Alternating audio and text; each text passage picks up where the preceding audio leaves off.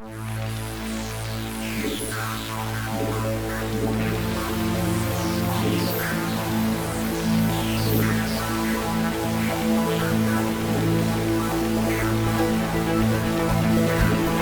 on.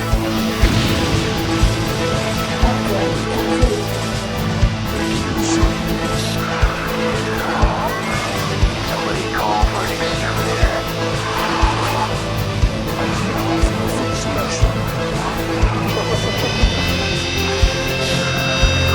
That's what I thought. Carrier has arrived.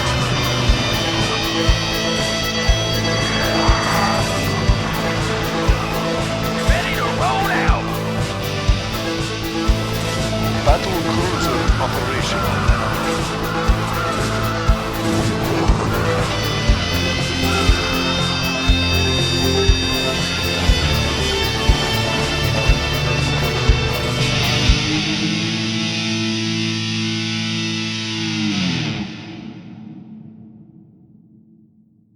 So hello and welcome to the 43rd episode of the Undermind, and my exclusive guest today is Dan Gant. Hi Dan, how are you doing?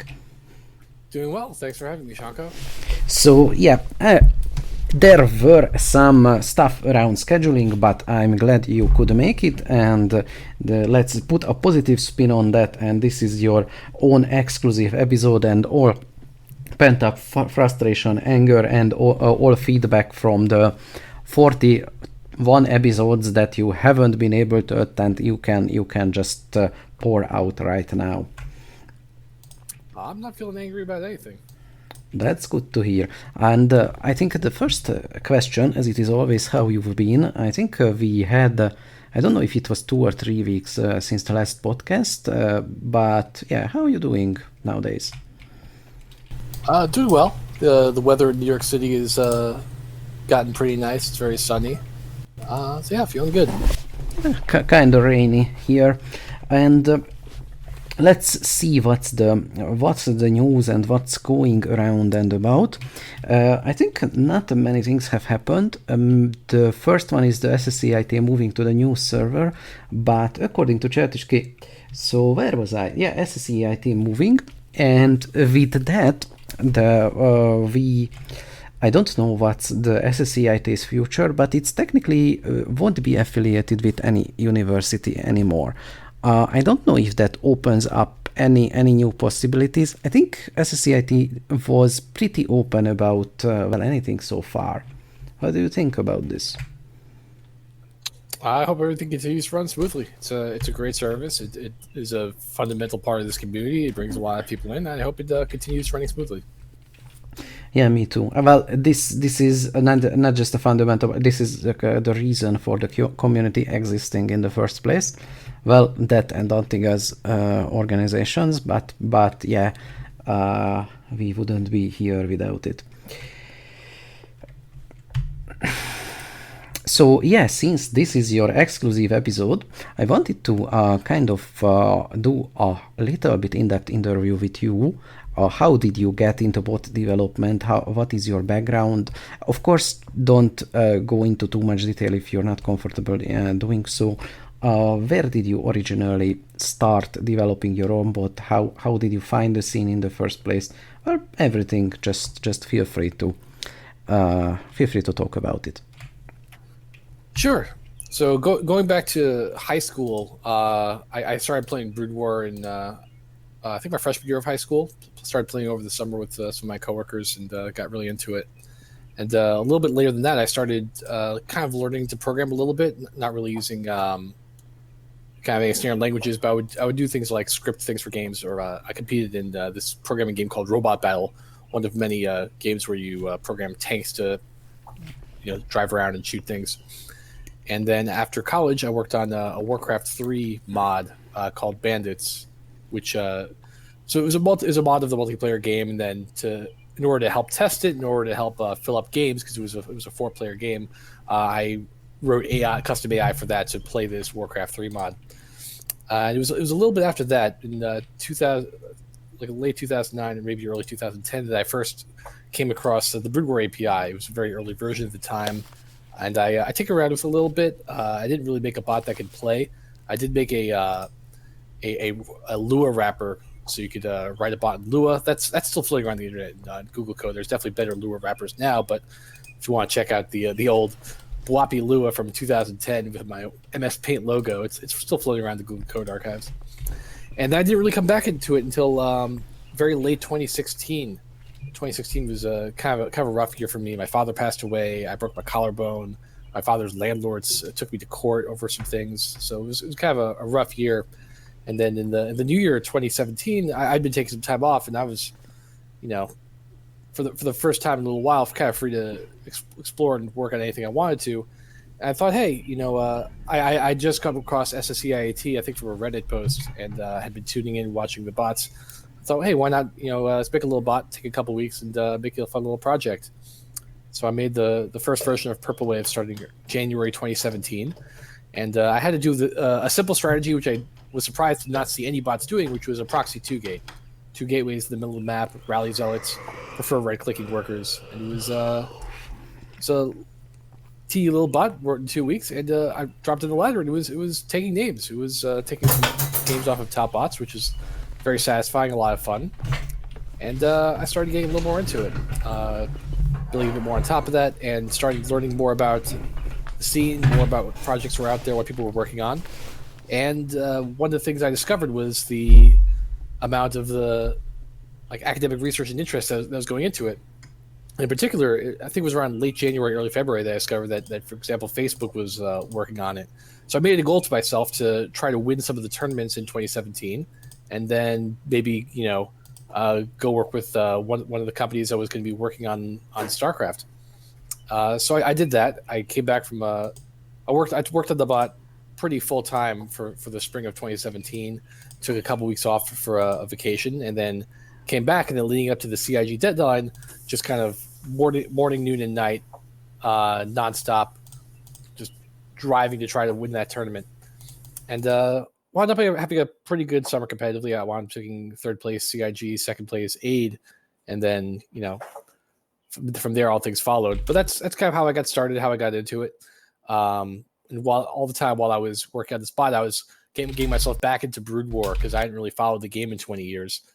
So yeah, that's kind of how I got back into it. Started watching SCCIT late 2016, started working on a bot early 2017, started getting back into the pro StarCraft meta early 2017, and followed from there. In the meantime, sorry, I was stretching and apparently I didn't have push to talk on my mic, so it sounded like I was yawning. So that's no way reflection of what you just said, if you listen back to the podcast.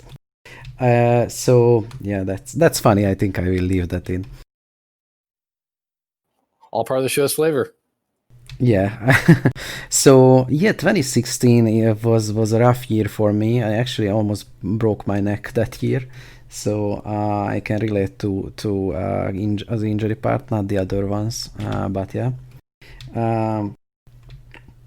And regarding bot development, I think that was the year when I started. No, I think that was 2016 or 2017 when I first found out about SSCIT.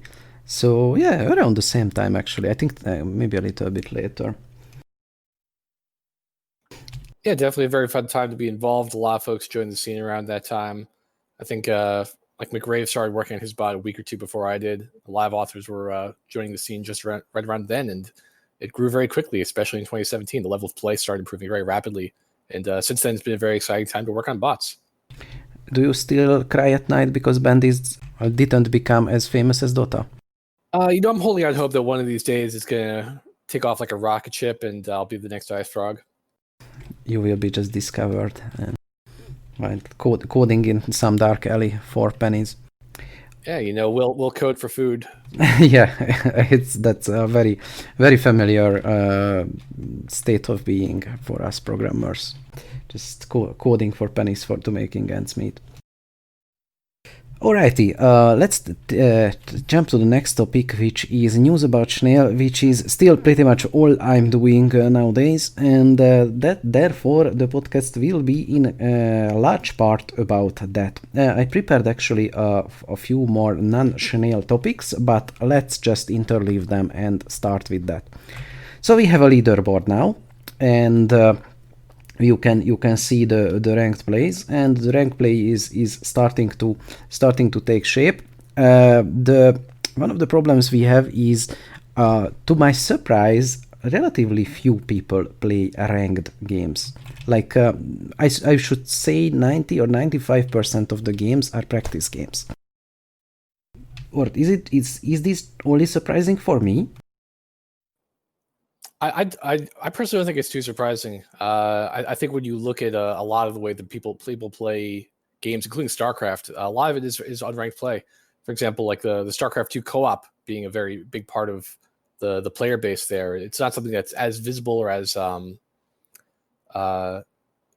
televised, but I think Blizzard realized ways like a lot of people play this co-op mode, this more casual mode. A lot of people play this game more casually, so I'm not surprised to see happening with Brood War as well. I think also, if you've been following bots a little bit, you might have seen specific bots that you want to play against, or you want to kind of feel what it's like to use the software, or go back to 1.16. So I'm not at all surprised that most of the games are unranked. I think people who are looking for a ranked play are often going to be doing against humans, and then bots are kind of a separate challenge or a testing ground. So lots of different ways to play, and I think it's just like any other game or environment where I think most play tends to be unranked play. It is not surprising that the majority is unranked play. It's just the ratios themselves. For example, since yesterday we had less than 20 ranked matches and many more practice matches. So yeah, that is surprising to me. But it is what it is, and it shows what the player base actually wants, which is more practice games or more features related to practice play. So I think that should be the focus moving forward. Yeah, I think one of the unique aspects about playing against bots is that you can play against a bot repeatedly and kind of refine what you're doing as you go along. If you find a bot that's doing something that's particularly effective against you, you can tweak your approach and try your approach multiple times. Versus, if you see something strange on ladder, you may not see that again for weeks or months. You may not have another chance to alter what you do and tweak it and improve against it. So I think that aspect of the single player challenge, playing against bots, is something that's unique and special to SCHNAIL. I wouldn't be surprised if a lot of people were taking advantage of that. Yeah, and I heard that back that it's so good because I can do that and I can practice without ladder anxiety, and not just ladder anxiety but ladder toxicity and just griefing. And I'm really glad that this is the feedback I got, because this is what I wanted. This is what I wanted to provide to people. You can go there and not getting verbally abused by 12-year-olds all the time. And that if you have very limited free time that you want to devote to playing Brood War, that is a huge plus. Ladder anxiety is very real. I experienced it myself.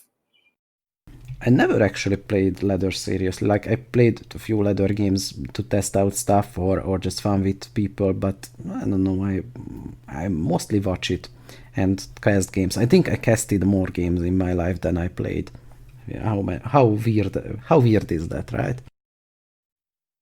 Things you might never have expected yourself to be doing.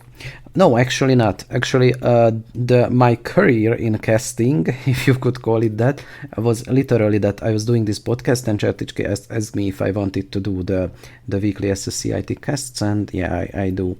And I actually had this conversation with someone lately. That someone asked me, like, with teary eyes, that how did you become a caster? And I never expected this to be any kind of, not even high bar, any kind of bar to be. It's like you open OBS, you put a replay on the screen, hit record and say words into the microphone. Pretty much that's it, and you put it on the internet or stream it. That's all you require to be a caster. To be a good one, I don't know. I'm not a good caster, so I can't say anything about that. Well, I think you've shown multiple times if you go out and make something and promote it, and it's got some value to people, some interest to people, that you can build an audience and create something out of nothing. Yeah, yeah. I mean, when I say I'm not a good caster, people are watching my cast, so it can't be that bad. But I'm not a professional caster, nor I will ever be. I don't know the game in that much depth. I could not do what certain more experienced casters, for example, Rapid or Artosis, can do, which is like just see the game through. And I think that comes with just practice. If you play the game, you analyze the game, and you do it more, then you eventually have to get at least decent at it, at casting. But that's kind of true for anything and everything. If you put enough time in it, then you will probably inevitably get good at it. StarCraft is definitely something you can learn a lot by watching and a little bit by doing, and even maybe more a lot of it by doing. But really, you can learn a lot just by watching pro play, hearing commentary on pro games, watching replays, stepping through them, and seeing how things go. At this point, I feel very confident in my understanding of StarCraft strategy. Even myself with my own hands, I'm not as good as my bot. But backing up to 2017, before I started getting back into the pro scene, I really didn't know that very much.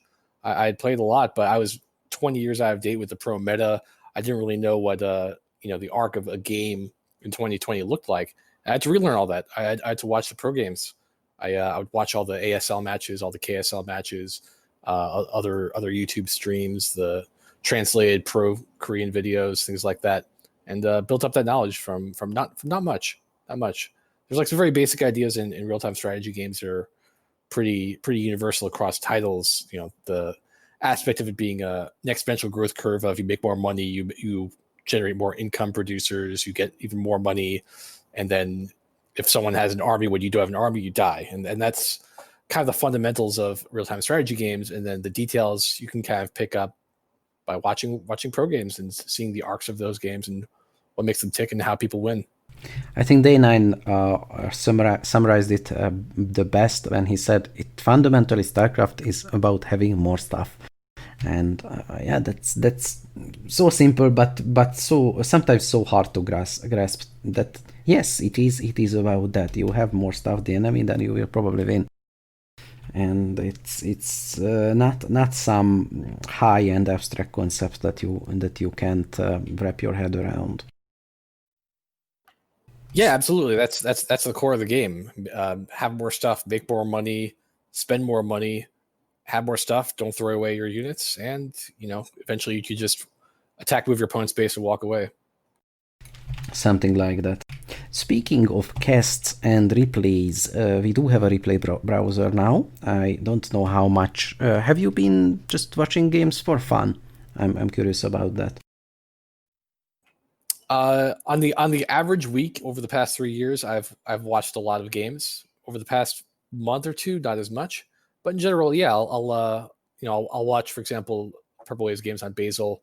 I usually only watch the losses because those are the interesting ones. But yeah, I think on the average year over the past 3 years, I probably watched 5 to 10 replays. I specifically meant the SCHNAIL replay browser. Not too much. I watched a couple of my games against the bots I played on SCHNAIL when I did the replay pack, playing against all the top 20 bots. But I haven't used the replay browser yet.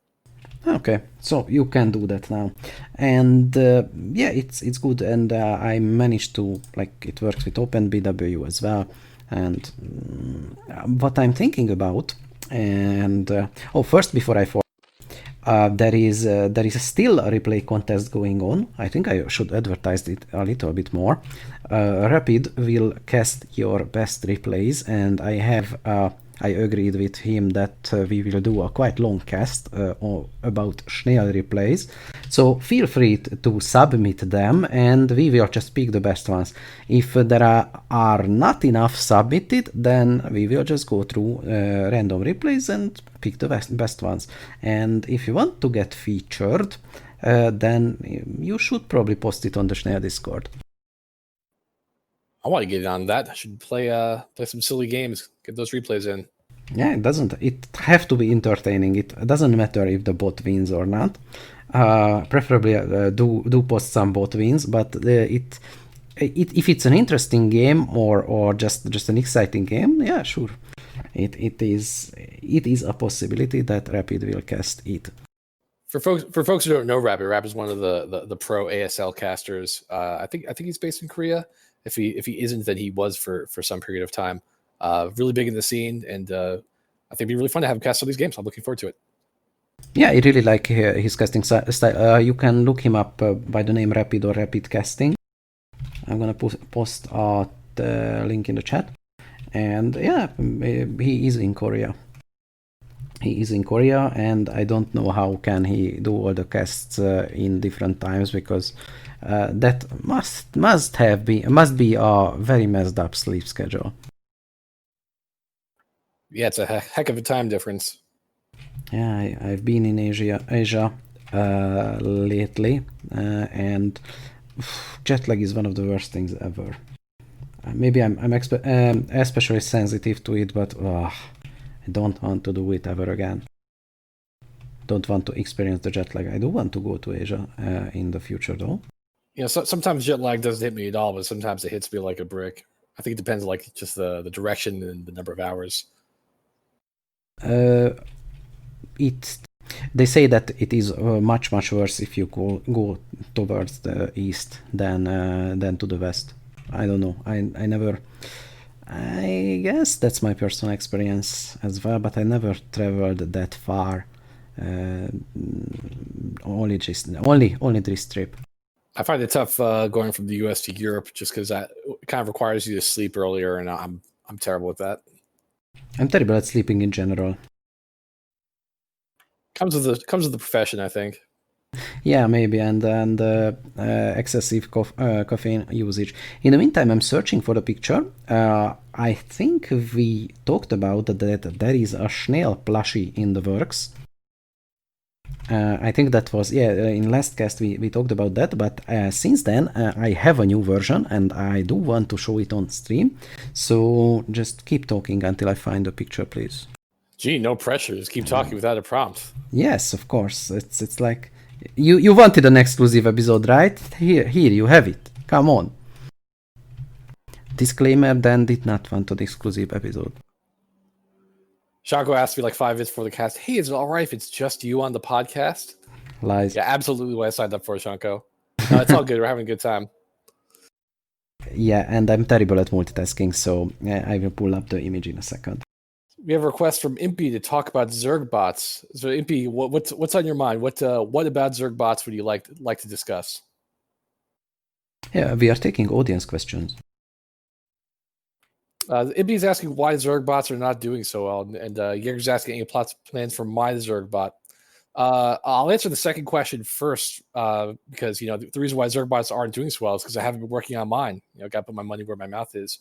The big arc of what I have planned for Purple Swarm, the Zerg version of my bot, is getting a new. I'll talk about pretty much all the plans. There's nothing secret there. I'm working on a new building placer. I worked on the new building placer about a year ago. Didn't wind up merging it in just because I had a series of tournament deadlines coming up and it wasn't quite in a stable version. But I want to get that new building placer in for a couple of reasons. One is right now PurpleWave actually cannot place macro hatcheries. It can only place hatcheries at base expansions, which you can get sort of far doing just that, but late game it becomes a real hindrance when the number of hatcheries you need outpaces the number of bases you can kind of spatially afford to take over and defend. So after installing the new building placer, then Purple Swarm will be able to support macro hatcheries and all the strategies that go along with it. So I've been holding off on kind of any rebuilding of Purple Swarm strategies until I can actually place the macro hatcheries, so I don't have to wind up working on some kind of compromise changes where it takes 5 bases for 5 hatcheries instead of placing macro hatcheries. And after that, working on kind of more meta game plans, especially for the Zerg versus Terran and Zerg versus Protoss matches. Right now, the strategy selection that they have is kind of limited by the number of hatcheries they can place, so it's kind of more early game focused. There are a lot of different varieties of cheese, and there are some kind of basic mid to late game transitions, but they're not polished. They obviously can't place macro hatcheries, so the longer the game goes on, the more trouble they wind up in. But that's overall the arc. Get the building placer in, and then work on more meta strategies. And then the kind of last big piece for the Zerg play is being able to have abusive Mutalisk micro. So Purple Swarm has some ability to stack Mutalisks and harass with them, but it's not very good at navigating obstacles. If there's a turret between the Mutalisks and a harassable worker line, it's not too likely to find its way around those turrets and get to the workers. So that's something I think is important for Zerg to be able to play properly, because the threat of Mutalisks and forcing the opponent to respect that threat is a big part of how Zerg is balanced on modern maps. And the fact that Zergs aren't doing that right now, to answer Impy's original question of why Zergs are having trouble, is if you can't pose that threat, then the enemy can just kind of move out with their army, kill you, get away with a lot of things. Not building turrets, they can build more barracks and factories and expansions instead of building turrets, because they don't have to respect the threat of Mutalisks walking around your defenses. So that's a big part of what's planned. And so while I've been talking, Shanko's had this SCHNAIL plushie up on the screen for about 3 minutes. So you want to talk about that, Shanko? Just gaze upon it. That's just to be gaze upon its magnificence and stare into its eyes. I don't know. There is not much to talk about. It will be available to order soon, as soon as we work out some details. But basically in 1 week or 2, if everything goes well. It looks truly majestic, truly adorable, and I think it's going to be a lot of fun to squish it when you're either having a bad time on the StarCraft ladder or trying to debug some code that just won't work. Absolutely. It's a proven stress reliever, and just by having one, you will live to 150 years. It's 100% guaranteed. If you don't, then you get your money back. So we've got a great question from Ketrock in chat, who says, I'm from the StarCraft 2 AI scene. Tell me everything I need to know about the Brood War AI scene in 2 minutes. Allow me. Yeah, all you need to do is that it is superior to the SC2 AI scene in every way, shape, and form. Thank you. I'll take the less Starky end of that, because I think the StarCraft 2 AI scene is really fantastic, and there are some aspects of it which I'm very jealous of. There's some very high quality videos coming out of the StarCraft 2A scene. Really great casting as well. A lot of innovation happening at the same time. A lot of bots in development. Really great stuff going on. And for what's different about the Brood War AI scene, I think one has just been around longer. The fact that people have been making StarCraft 1 bots since 2009, 2010. There's been a long time for these bots to develop. And when I watch the StarCraft 2 bots, I definitely see them following along the arc of growth and the skill development that StarCraft 1 bots followed. But I think they're a little less far along in some respects. One of the things I've noticed is that the combat decisions in StarCraft 2 bots aren't quite at the level of StarCraft 1 bots, which is just a matter of time. It's taken many years to build up this scene, so the bots are able to test against bots that have been in development for 10 years, for example, in the case of a bot like Krasio. One thing what I really like about the StarCraft 1 scene, which I've recommended a few times, that StarCraft 2 follow a bit more, is you can download all the bots. You can download and test against all the bots. So any bot that's on the ladder, you can download and run locally. And being able to do that definitely speeds up the iteration time. For example, if you want to, if there's an opponent that's doing something that you can't otherwise test against, maybe they're using some sort of harassment technique or an uncommon build, and you want to improve your bot's play against that, it's way easier to do that locally. So one quick example, let's say you're having trouble against bots that are going, proxy Reaper, for example, to use a StarCraft 2 example. Let's say the first thing you want to do is detect when they're going proxy Reaper. And you write some code to detect that, and then you upload in the ladder, and then a ladder game gets played, and then you find out in the replay, okay, I didn't detect that, something went wrong. Well, it'd be nice to be able to debug that locally. It'd be nice to be able to set up your debugger locally and find that out. It'd be nice to be able to look at your log files immediately and kind of have that quick iteration cycle. So I think the ability to download and run all the bots in the StarCraft 1 scene is really valuable. I think it's something that should be universal in these kinds of environments. Another is that a lot of the bots are open source. I think more of the StarCraft 1 bots are open source, including a lot of the top bots, which is very nice, because one of the ways you learn is by reading source code from other bots. Before I even wrote the first line of code of PurpleWave, I'd already looked into a lot of the other top bots, read their source code, and got a lot of ideas and used those to inspire my own. And so that's really part of how bots get better. Authors look at what people have done before. They're able to recycle and adopt those techniques and, waste less time figuring out things that people have already figured out. So to me, those are two really special parts about the Broodwar AI scene: the ability to download all the bots, the open sourceness of it. But other than that, I think the scenes have more in common than they have different. A lot of people who are really excited to make bots and share them, to talk about what techniques they're using. Really great casting on both sides. Really great tournaments and events and ladders. Both really great scenes. Yes, snark aside, of course, I have no problem with the to AI scene. I've been collaborating with some of the people there, and I quite like them. And what I would like to add that some of the SC2 stuff have really great production values, like the I don't know the name, but the show when they analyze replays, and generally it's just a well-made production. So it is a great scene, and I wish that we can collaborate more in the future. I already know about several bot authors who are active in both scenes, and some bot authors said that their bots kind of work in both games, which I'm skeptical about, but hey, if they tried it out, I can't argue. I want to hop in and highlight something that Jaegers is mentioning in chat, which is how StarCraft 1 has developed a lot of tooling over the years, some really great libraries. Jaegers is highlighting SC Docker, a Dockerized installation of StarCraft that lets you, for the command line, run games, get results very easily. Jaegers himself has written a number of libraries for Java bots. Bytekeeper as well. It's written the Agent StarCraft simulation library, which has a bunch of tools like combat simulator, I think KD trees, things like that. And the C++ world for StarCraft 1 bots is also very mature. Terrain analysis libraries, combat simulators, multiple of each. So the maturity of the libraries have been developed over time, makes it very easy to get started with your bot and get up and running without having to reinvent the wheel. Yeah, just basically the benefit of being around longer.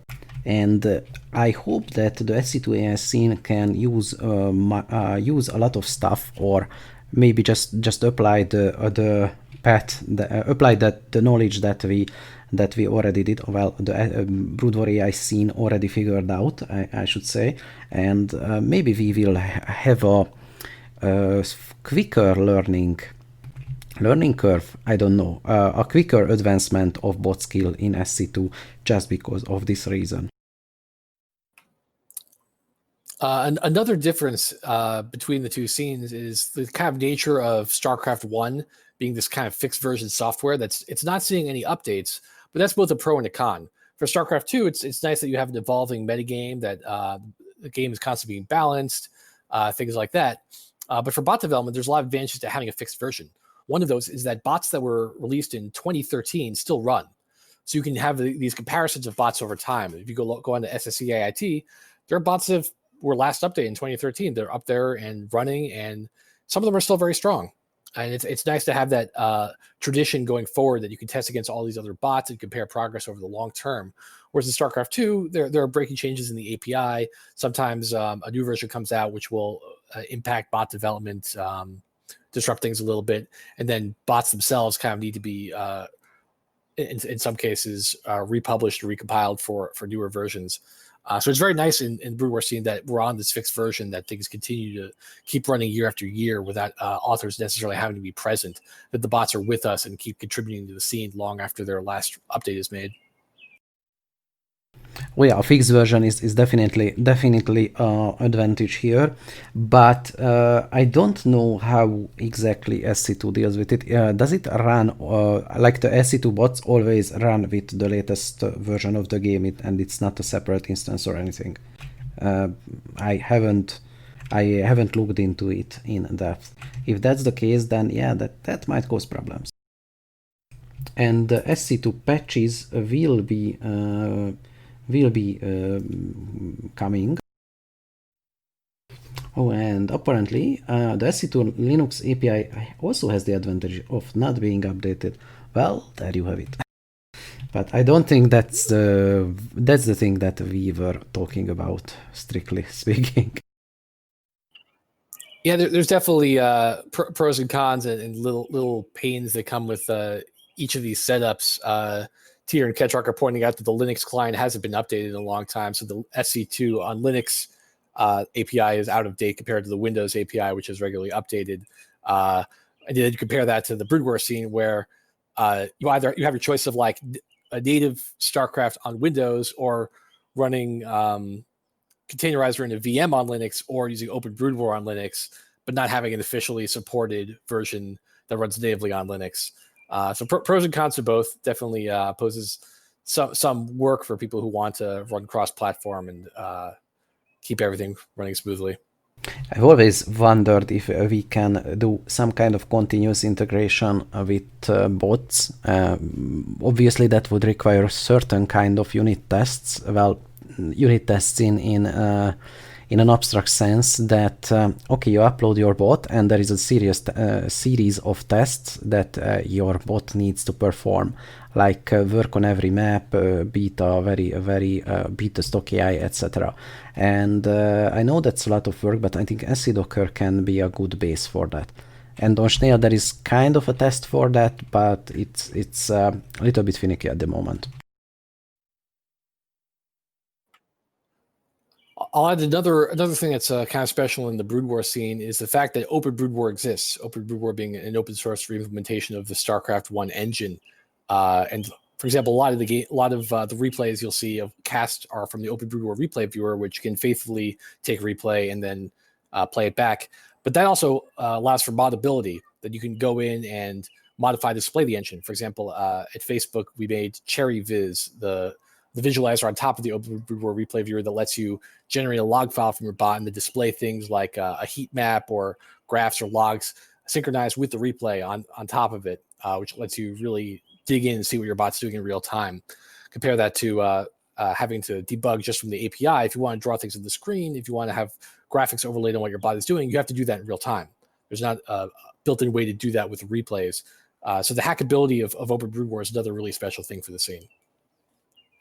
Oh yeah, we can basically do anything with the game at this point. And yeah, we had 22 years now to do it. And actually people were doing it really early, like the early 2000s, people were already modding the game. Yeah, the internet wasn't really a thing back then. I mean, it was, but like nationwide rollout of broadband internet wasn't a thing. Let's phrase it that way. And yes, speaking of bots, I think the long-term goal of us, and I think maybe the SC2 bot authors, is have a bot or multiple bots that can beat the highest level of humans consistently and reliably. Let's say our goal is to have a Grandmaster level bot. Would you agree? You know, I think anyone who works on projects this scene has their own goals. And I think, yeah, improving the level of play is one of them. But hey, some people just want to have a good time, make bots that do funny things, make bots that do creative things. I think bot development is really a form of creative expression. Everyone brings their own kind of personality to the style to which they develop their bots and what the bots do. And some people like building useful libraries and frameworks that are used by other people more than they like making a bot themselves. So it's nice that the community allows all these different forms of participation. Certainly, like, my own goal is for my bot to play as strong a game as possible, to win tournaments, but I also like for it to do fun things, to do things like, meme openings and things that are fun to watch. Happy Vision, for example, on the SSCIT stream. So the scene is definitely not exclusive to just the goal of achieving strong play. No, it is not. It is not. You're right, but it is one of the most pronounced long-term goals. Maybe I should put it that way. At least that is how I see it. And on SCHNAIL, I do want bots that eventually can beat, maybe not Grandmasters, but will be better against humans, better and better against humans. My dream is for one day for my bot to cheese out Artosis and get him to make salty faces on stream. Oh yeah, that's nice. Well, McRave made him make the face, so that's already an achievement.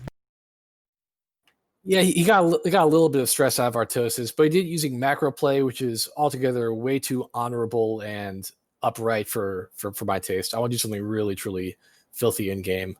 I have some ideas what I think it could be done very well by a bot, but I'm not going to give those away. Okay, I really hope we will see that on stream. And I think competition drives innovation. So I want first of all people play more ranked games, please, so we have more data and can beat you better. That's one of the key entry points, but I think something has started in that general direction. Even with practice games, you can improve your bot just by viewing those, I think. Yeah, absolutely. Reviewing replays is one of the best ways to see what your bot is doing and what you could be doing better.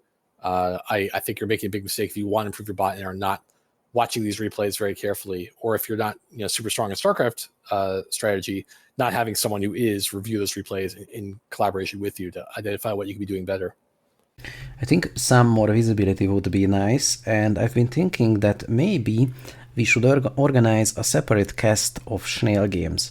Someone asked me if SCHNAIL games will be featured in the weekly SCHNAIL casts, and I think the answer should be a hard no, because the SCHNAIL is its own thing, and it's about bot versus bot matches, and we shouldn't, maybe a few matches or something, but no, these are separate projects with separate goals, interconnected, and of course the scene is largely the same, but that might not be the truth in the long term. And yeah, it's just I know we disagree on this, but I think bot versus bot and bot versus human play will diverge a lot in the future.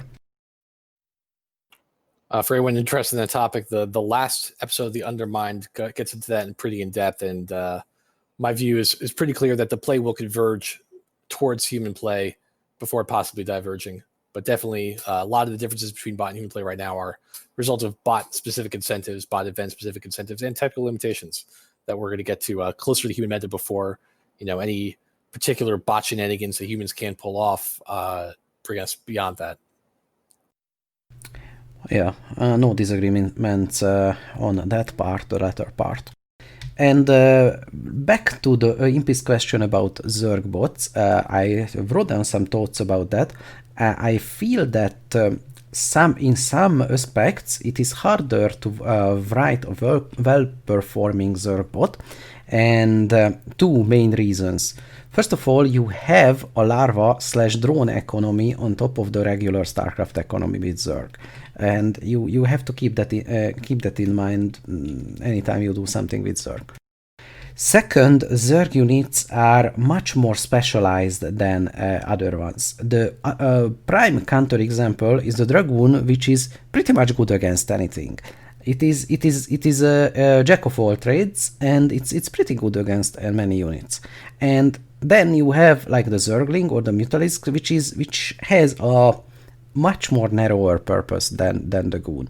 It can only target air, or well, Mutalisk can target air and ground both, but like Mutalisk's main role currently is harass. They can't really take equal fights with pretty much anything. But likewise, Zerglings are ground attack units. They do that well, but yeah, that's it. And that means that you kind of need to achieve a combined arms approach to be really good with Zerg, and that's hard to do with a bot. What do you think about this? I think you've cited some things which are specifically difficult about Zerg, but I think there's things that are specifically difficult about all the races. And I'll cite as one piece of evidence that the fundamentals of the game, the basic logistics are the hard part, being that a lot of the bots which have branched out and taken on another race tend to perform almost as well as the parent bot very quickly thereafter. That the difference between, for example, a Banana Brain and a Corona in terms of time commitment may not be that much, but Corona is still a very strong bot that is only a couple of ranks below Banana Brain. You see that as well with the PurpleWave family of bots that have put way more work into the Protoss than the Terran Zerg, but the Terran Zerg are still number 14, 15 on the ladder or so. You see, for example, like McRave Z is also rising the ladder pretty quickly, things like that. So I don't think it's a ton that's specific to Zerg. And although, yeah, you face the decision of whether to make drones or not drones, You have, for example, easier units to micro. Zerg units are super responsive. They tend to do exactly what you tell them to. If you tell like a Zergling to go here, it goes here. Compare that to a Dragoon, which are notoriously very unintelligent units, very clunky units. A lot of times they'll bump into each other. They'll get stuck on things. You'll tell it to move somewhere. It'll wander around back and forth, getting its head shot off like an idiot. And it's actually very hard to debug that kind of thing, where if you issue a command to a unit with the bot and it does something different than what you expected, you have to wonder whether it's the engine or whether it's the bot, whether your bot is telling you to do the wrong thing or whether the engine, or you told it to do what you intended, and then you wind up doing something different. And it's actually very hard when you're writing rules-based bots to account for the vagaries of the engine, where like as a human, you kind of get, okay, I commanded my unit to do this.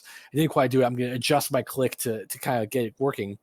To write code which does that is very tough because it's hard to detect when things are going wrong based on the command you issued not being followed as intended.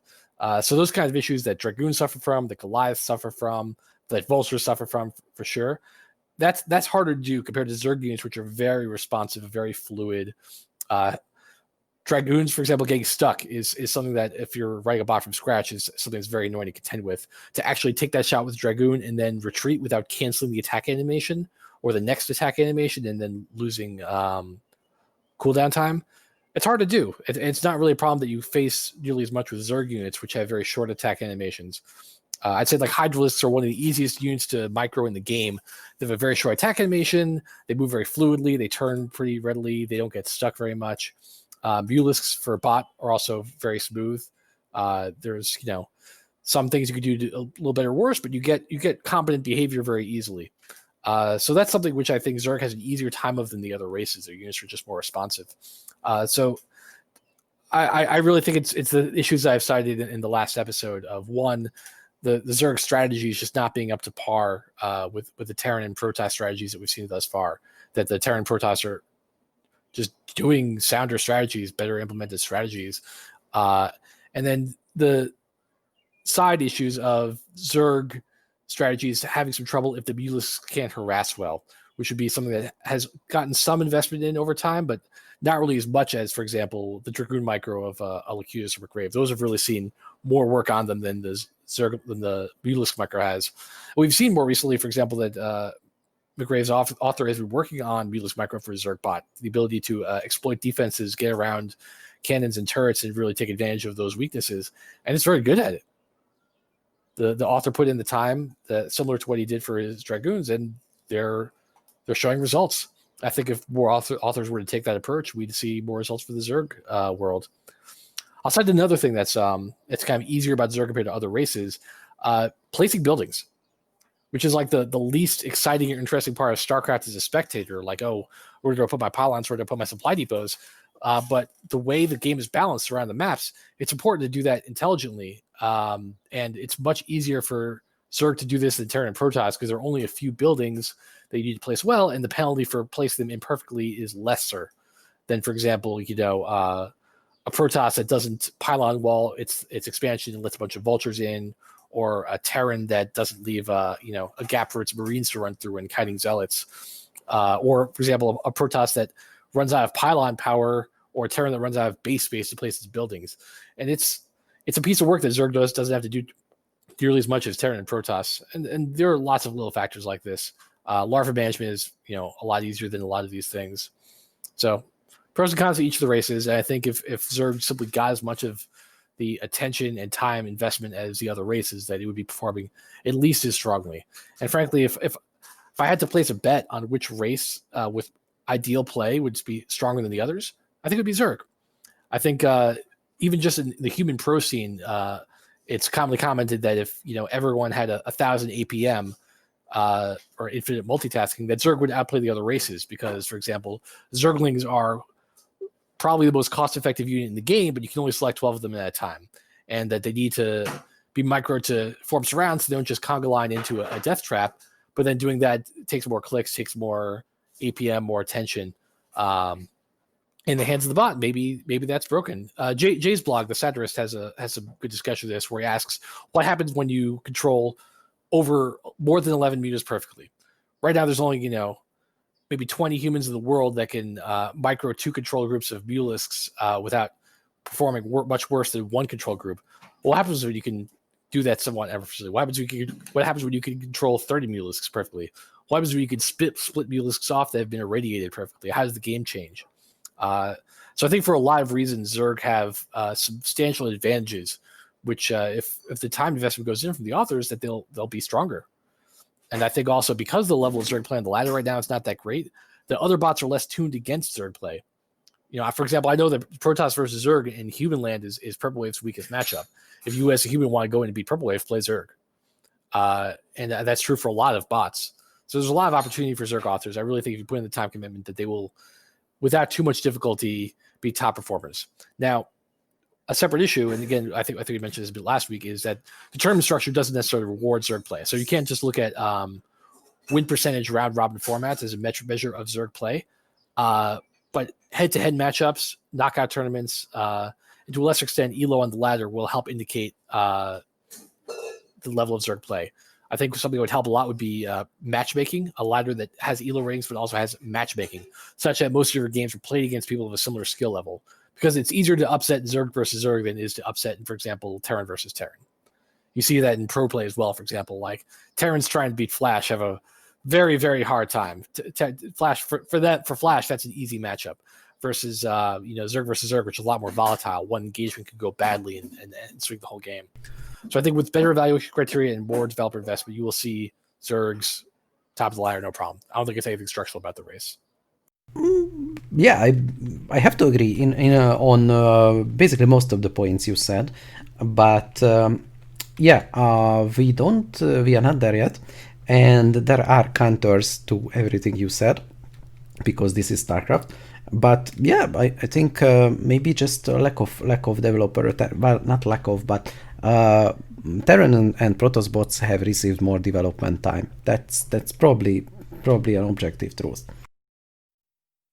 What I feel in the grand scheme, I'm tweaking the matchmaking all the time on SCHNAIL, but since we don't have that many ranked games, it is hard to see.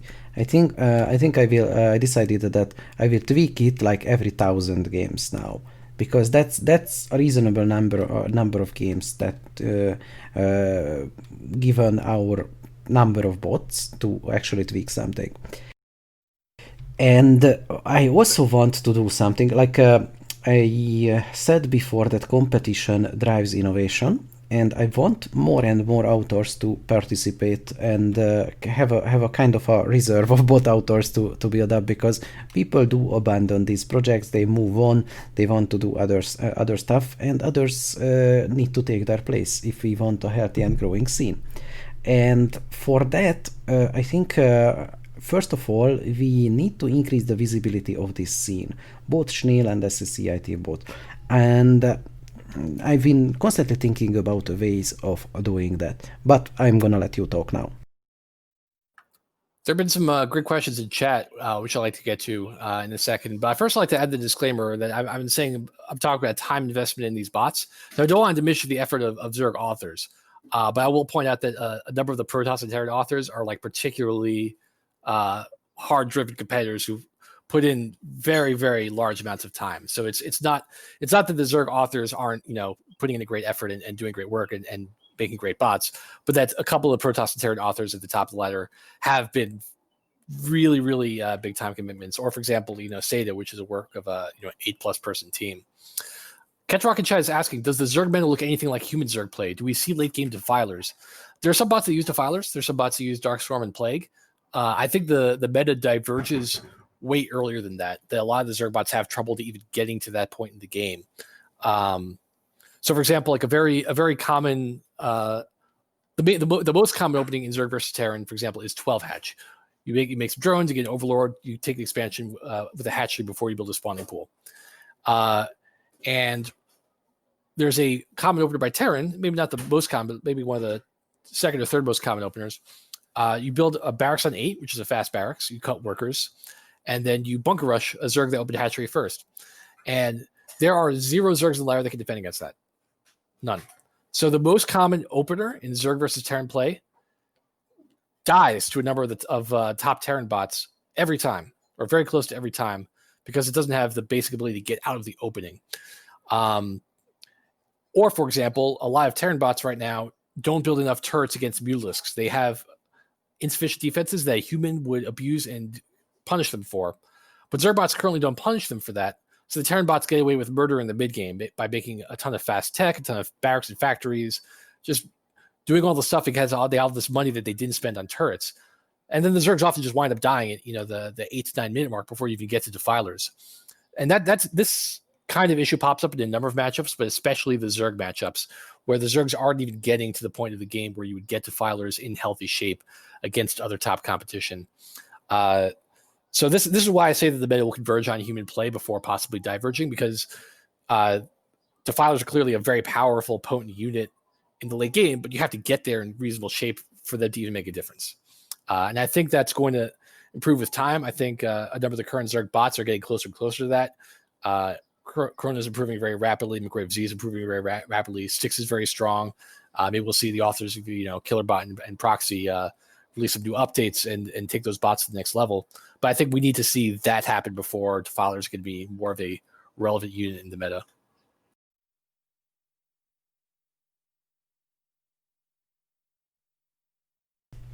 All right. Yeah, just wanted to give you some time to finish. It's these silences are usually edited out after the cast because it is kind of hard to not interrupt each other. I understand. I'll leave you speechless with my. Yes, absolutely, you did. And not much to add there, to be honest, from my side. So let's move on from the Zerg discussion.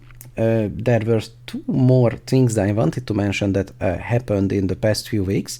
Two streams, one with Zero, the famous mustache stream, when we had these terrible quarantine mustaches, and yeah.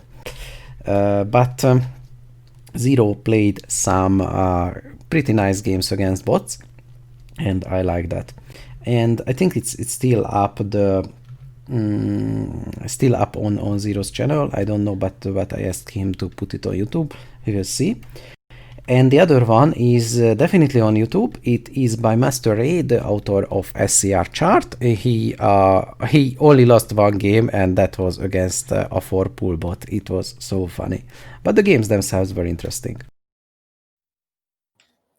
Yeah, these streams were a lot of fun. It's fun to see people encounter the bots for the first time, not knowing what to expect, and being surprised in a variety of ways, especially when the bots do some sort of crazy cheese. It's fun to watch.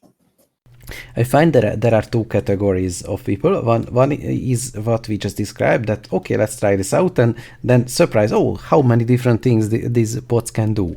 And maybe they get beaten, maybe they not, but generally find it interesting. And the other is playing two games, bots are not good, and therefore this is stupid, blah, blah, blah, blah. That's the two categoric responses I always get, and yeah. The second part I'm not fond of.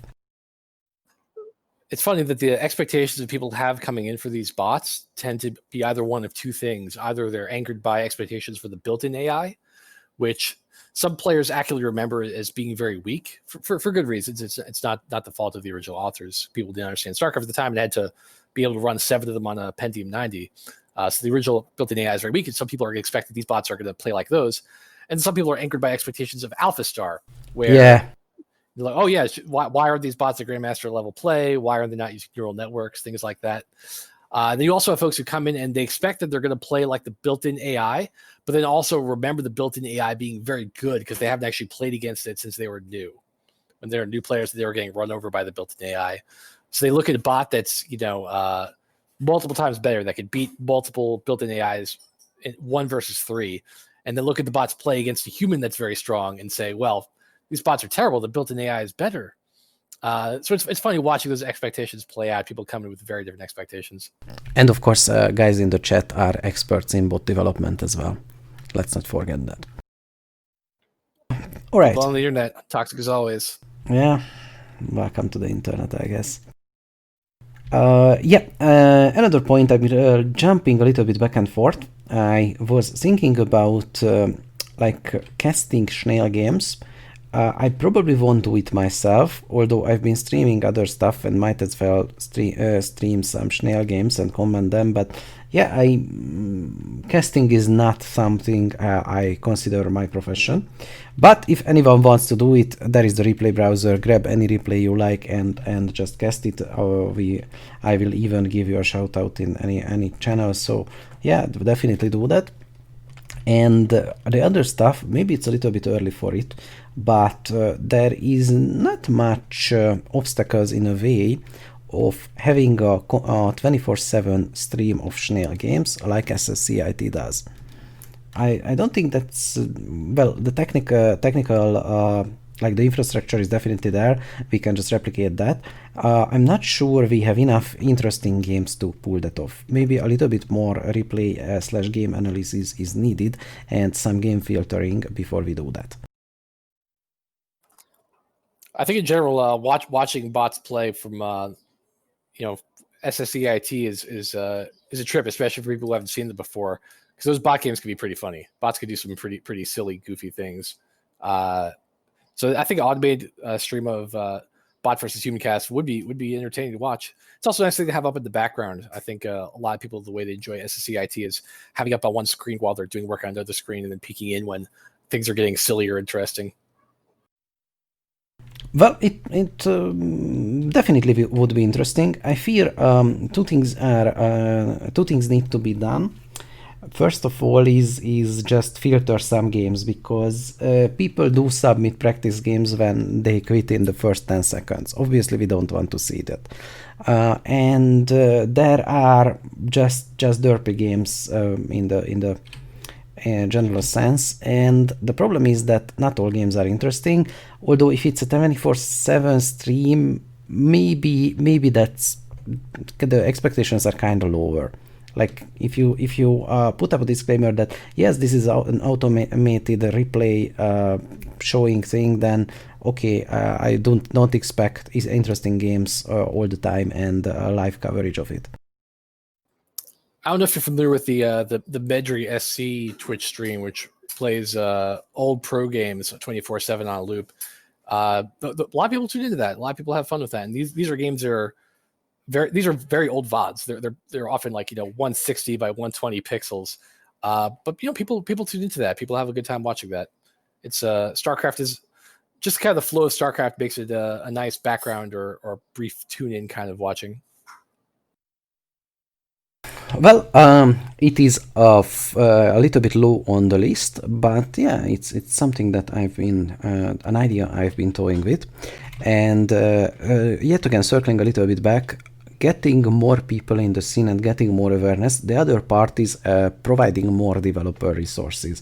We still don't have a very good tutorial that we have made some advancements in that area, but we still don't have a comprehensive tutorial or a very good guide that helps you build your bots. And yeah, I don't have infinite time, and that's something that I want to do.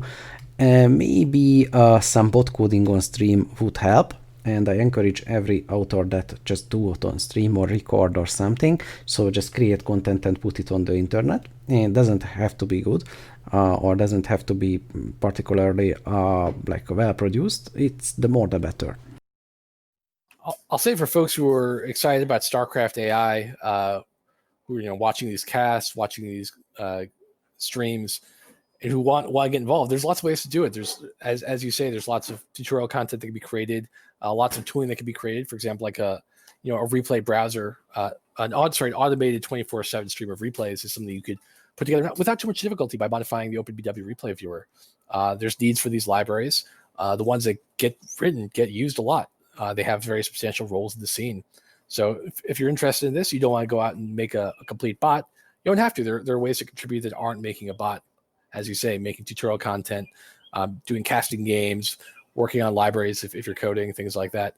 And if anyone's interested, I encourage you to drop by the SSCAIT Discord. There's probably going to be a link in either this description, but there's also one on the Brood War API GitHub. Drop by Discord, see what's going on, and ask how you can help. And there's lots of ways to do it. Yeah, SCHNAIL and or the SCHNAIL Discord. SCHNAIL is more developer focused, and basically that's why we have a separate Discord for SCHNAIL. That's more for the gamers and the users, and I intend to keep it that way. Hey, join both. Yeah, join both. Joining Discord servers does not cost you anything, just a click.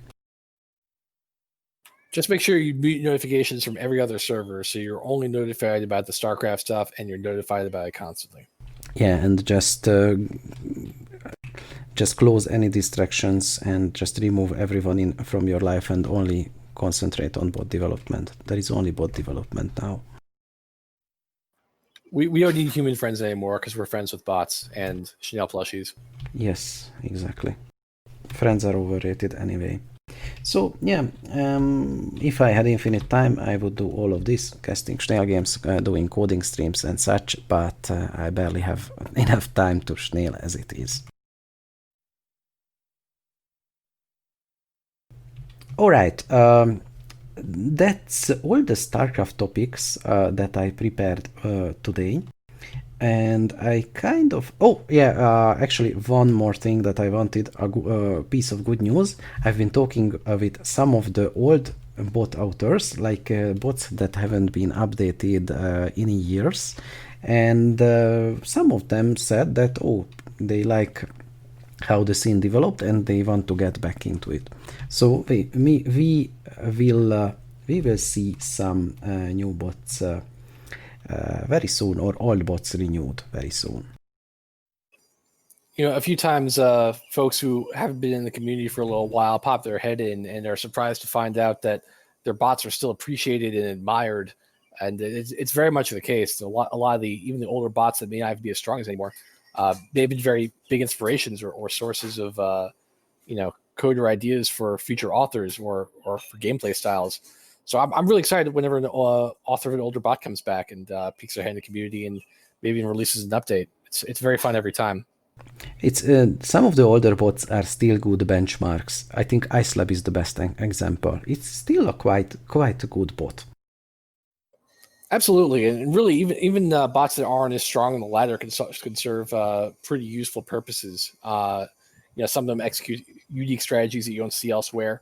One of the best cannon rushes today is from Ire, which was last updated, I think, 2013, and it's still one of the strongest cannon rush bots out there. It's something that if you want to prepare your bot against all different strategies that humans might throw at it, you want to test against that. You want to test against that cannon rush because it does it in a way that no other bot does.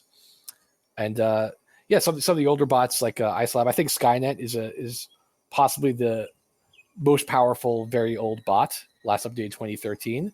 And it's a challenge for humans to play against, and it's a challenge for bots to play against. My bot still loses games to Skynet on occasion, despite many hours of testing and preparation against it. It's so fundamentally strong in a lot of ways that it's never easy to beat. Oh yeah, I think I lost games against that, but then again, I'm not that good. Jaeger cites the example of Marine Hell, which was a project made back in 2017 to be kind of how much of a bot can I write in one night exercise. The author wrote Marine Hell in about 5 hours one night. And it's a very basic bot. It makes some Marines, it makes a bunker, puts Marines in the bunker, and then makes waves of 50 Marines and attacks.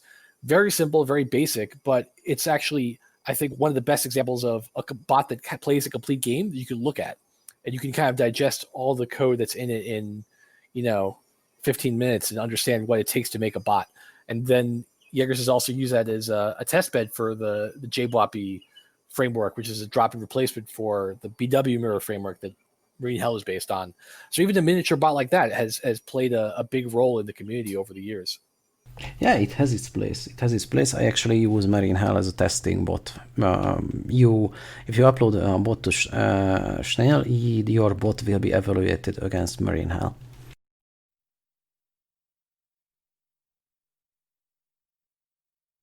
All right. I think let's move on to the last topic I prepared for today, and it is not quite StarCraft related.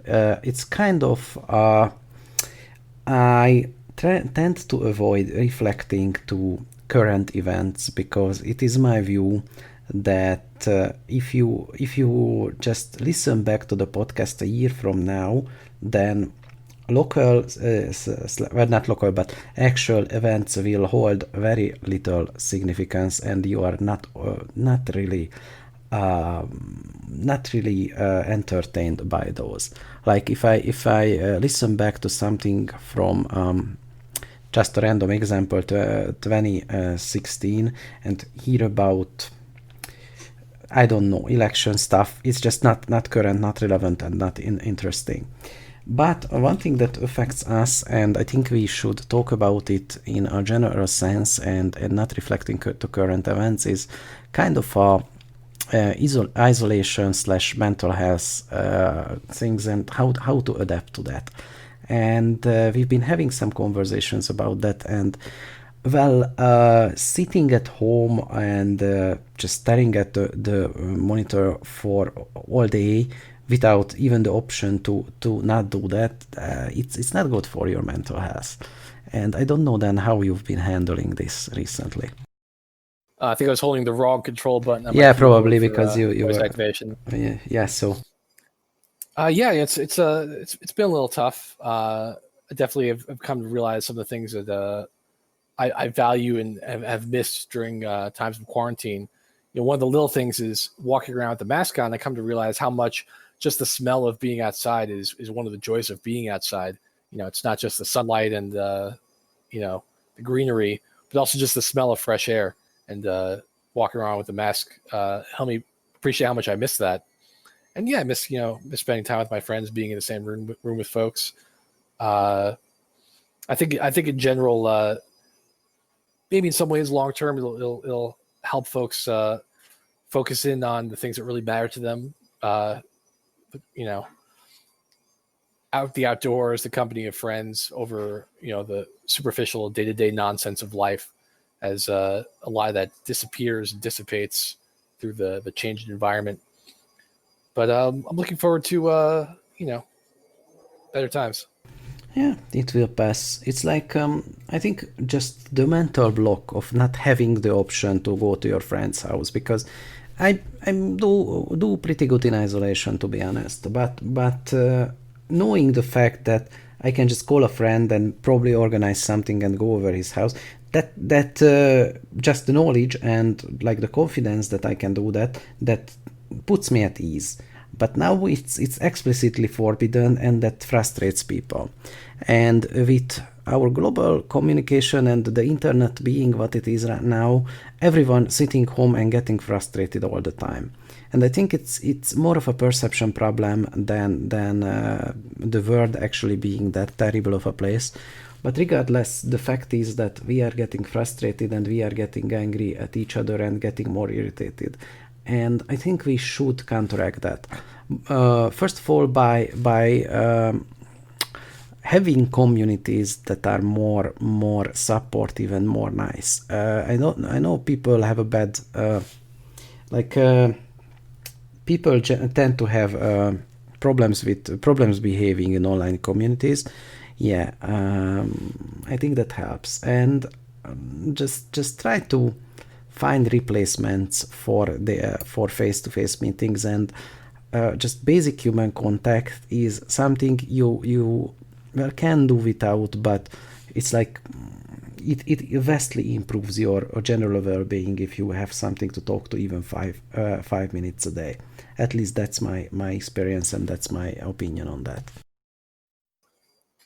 Yeah, I've seen some discussion of how the less significant human contacts you have in life, add a lot to our well-being. You know, just the waving hi to the guy at the corner store, or passing by someone in the neighborhood, someone you don't know very well, but just those little interactions throughout the day add a lot of richness to life. And with folks cooped up more, it's sad to see them missing. I also feel the difference in walking down the street, whereas before, passing by people or being in line for something, is one of the reasons I like living in cities, is because I like being close to people. I like being surrounded by people. And when suddenly other people start to feel almost like a liability, or you have responsibility to keep a distance from them. It takes a bit of a toll. It's tough. Yeah, it's like best example is just petting a stranger's dog. It's such a simple act, but you can't or shouldn't really do that right now. And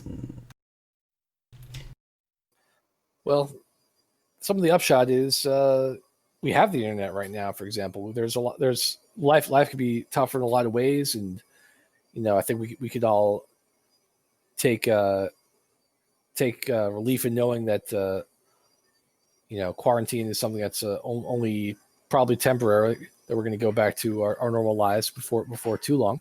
And in the meantime, it's better to be cooped up at home with the internet than cooped up without the internet. Imagine going through this without it. I think we'd be all going lots stir crazier at home. I'm actually on the opposite opinion on this, and I can provide you examples why I don't think that's true. I think we have information overload, and we have a lot of fear mongering, and there is a book called Decameron, which is written in the time of the Black Plague. It is basically a bunch of rich people who went into a villa and waited out the plague, and told stories to each other. And the book itself, it's not that interesting, the content of it, but generally the feeling is that if you're isolated and maybe in a smaller group of friends, and you don't hear day to day, because like hearing that, I don't know, 100 people died in Botswana, that doesn't affect your life in any way, but it's still bad news. And hearing 1,000 little pieces of information day by day like that, it stresses you out subconsciously. And of course we have these social media giants and various algorithms that serve and feed us with constant negative information, because negative information you pay attention to. It's never. When was the last time when you turned on the news and the newscaster said everything is all right, everyone is happy, there is nothing wrong? And I don't remember that ever happening. It's always some serious face, exclusive reporting, breaking news. Everything is so fucking important all the time, and yeah, and it's like, and it's a deliberate strategy, because if you're afraid, you pay attention. It's and if you're a news station, then if your viewers pay attention, they don't change the channel. So it's a deliberate tactic. And well, we can debate the morality of it, but it is a fact of life that this exists. And turning off the news can help. And I think in that regard, the internet is maybe more bad than good right now. It's an idea from a few years back, but the idea of an information diet being part of one's well-being, of taking care to control what influences you're exposed to on a daily basis, because they do affect your mood and they do affect your thinking. If you use social media, don't follow toxic people. Don't follow people who are negative all the time. Follow people who mean something to you. Follow people that you want to be connected to, and who exposure to whom makes you feel good. Doesn't mean you can't, not learn things, but certainly there's lots of alarmist sources out there, alarmist people. Make sure that what you see in day-to-day life is going to be constructive. It's going to encourage you to be your best self, to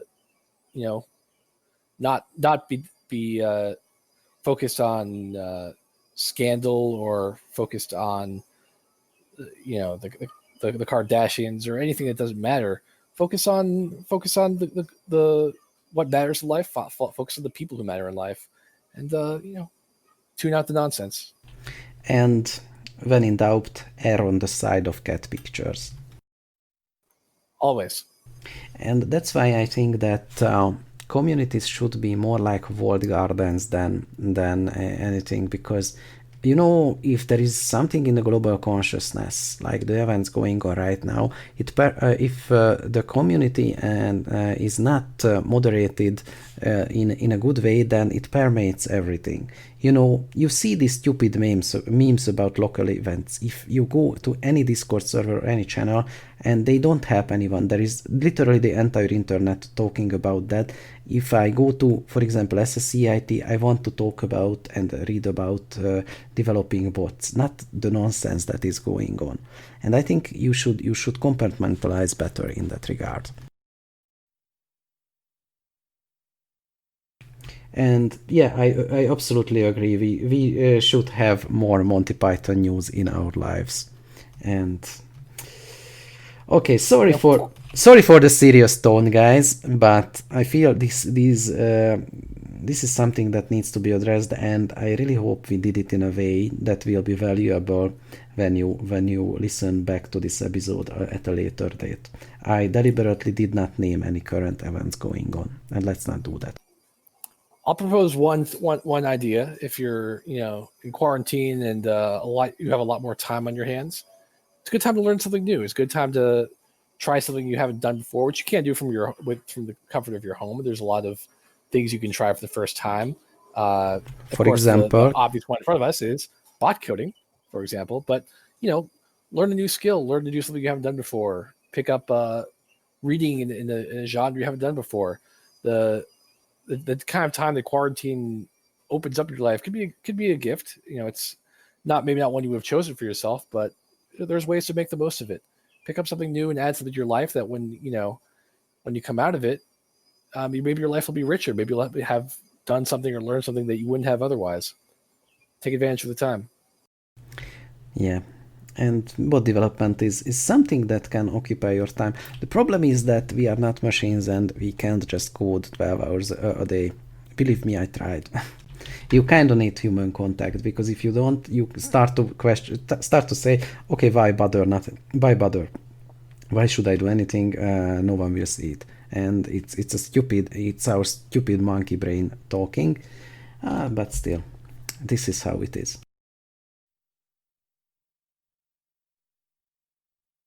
All right, enough seriousness for now.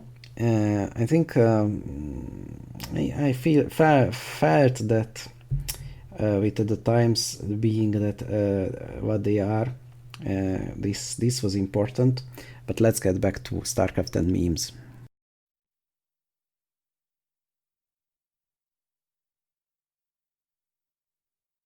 And actually, I kind of said everything about current StarCraft news and topics that I wanted to. I don't know, then, do you have anything that you want to talk about or we didn't talk about? I'd like to highlight that the COG StarCraft tournament registration deadline is coming up. No, that's true. It's true. I hope we will see some new and improved versions of bots. Yeah, the submission deadline, the registration deadline is June 19th, and the submission is July 17th. So, if you've been working on a bot, or you've got a bot that you've made before and haven't been updating for a little bit, yeah, go register. Can't hurt. You can always withdraw before the event if you aren't feeling up to it. But if you want to register, deadline's coming up soon. And it's the first tournament of the season. It's a good way to, start getting involved. And you still have a bit over a month to prepare, even if you haven't prepared anything to date in 2020. So it's always an exciting time of year because you have COG, you have AID tournament, you have SSCIT, and in fairly quick succession. And it's a 6-month time frame, but in Botland it's a pretty quick succession, and it's a lot of time where we see a lot of the new innovations, and it's a good time to work on bots. Yeah, and a wise man once said that time is short and code is long. So you always have less time than you think.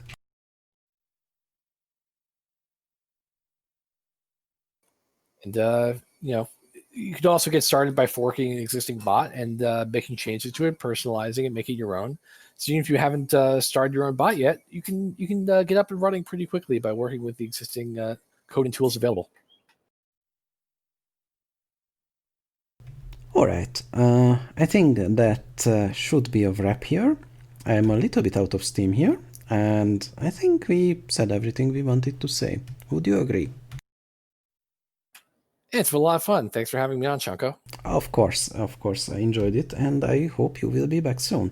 And let's give like 2 minutes for the people in the chat to ask questions, and then just end the podcast for now. A little while back, we had Ketrock ask whether StarCraft Remastered brought any new authors to the scene. And the answer is I would actually know. Remastered came out in, I think, mid-2017, if I'm recalling correctly.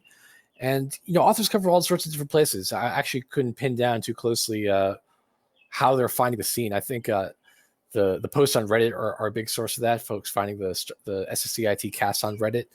People are coming from all sorts of different directions. We have some folks who came in from SCHNAIL who found out about the StarCraft AI scene through your work and spreading the message about SCHNAIL, and then came in on the bot development side and are, starting their bots or tinkering around. So I'm actually not sure whether Remastered specifically brought people in, but definitely Remastered renewed interest in Brood War play, made it a lot easier. The ergonomics of Remastered are very nice. So definitely helped reinvigorate the scene, the pro scene. A lot of the pro players have very popular streams, and Remastered played a big part in extending this game that we all love for many more years to come. Yeah, Remastered. I don't think it brought too many bot authors either. It's kind of a separate thing, and I really hope I will see the first bot that was inspired by SCHNAIL, and yeah, that will be a sense of accomplishment for me personally. Well, of course, it's a bigger accomplishment for the bot author himself or herself, but yeah, still. So, no more questions. Then thanks everyone for tuning in. I will put out the edited version shortly.